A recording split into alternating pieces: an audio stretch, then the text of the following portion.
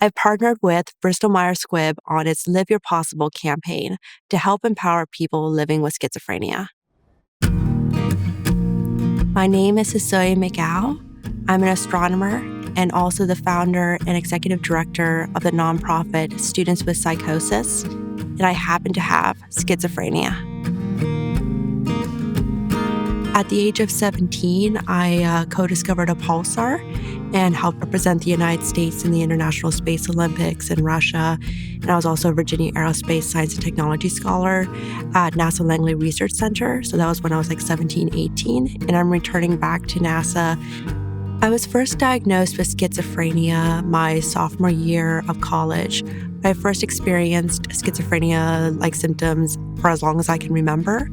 Even as young as like 4 or 5, I would see shadowy figures or hallucinations coming out of my closet. But it was really my junior and senior year of high school where my hallucinations became much more vivid, and it just snowballed into college. I was struggling with my mental health, and this was when I was in college. And I tried to do the responsible thing by going to the ER, and I stayed there overnight. And the doctor said that it was okay for me to return back to my dorm room. However, when I returned back to my dorm room, I was not only greeted by my 3 roommates, but also the RA and a can help person. I understand why they were concerned about me. I would have been concerned about me as well. And we all talked and decided that I was going to have another inpatient stay. But what happened next was really inexcusable. They brought police officers into my dorm room in full uniform. They patted me down in front of my roommates, and I had to convince them not to put handcuffs on me. They then escorted me into a marked police car that was parked outside of our dining commons, where friends were passing by and seeing me put into that police car. And I want to emphasize that I have in no way in my history any violence, and I was in no way refusing to go. It was just a mode of transportation to get that medical help. So when I came back to the university, the cat was out of the bag. People knew something was up, and I had to set the story straight. So that's when I opened up about my schizophrenia.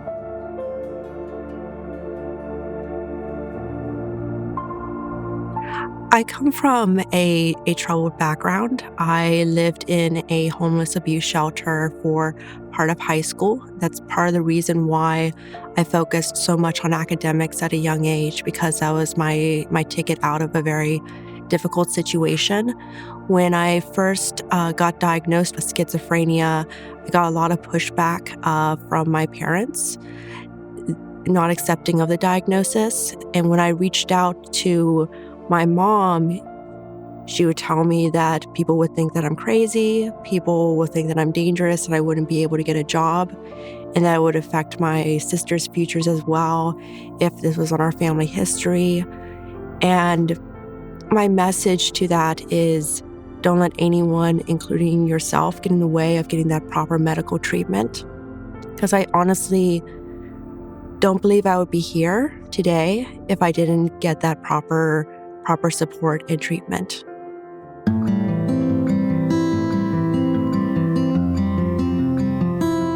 I founded Students With Psychosis in 2018. We first started out as a club at Penn State, but because we got a lot of traction earlier on, ended up coming here to New York City to get the nonprofit off the ground. And what inspired me was by meeting fellow people with schizophrenia. In many ways, I acknowledge that my story is privileged. I didn't fall through the cracks at my university, and part of that was because I had a great support network from my academic advisor. A lot of students aren't as lucky as me, so I wanted to do something about it because I didn't want other students to feel as alone as I did or fall through the cracks. We want to make sure that students or advocates worldwide aren't afraid to say the words, "I have schizophrenia," and we want to make sure that whether it's on the university or in general, that we're including schizophrenia, psychosis in mental health advocacy initiatives. Because right now, even in the mental health space, schizophrenia is shied away from because it makes people feel uncomfortable. We're very much focused on that peer support for the students. But I think the next big step for our students is connecting them with employment opportunities after university, because they're in college for a reason. And we want to take some of that support in helping empowering them there.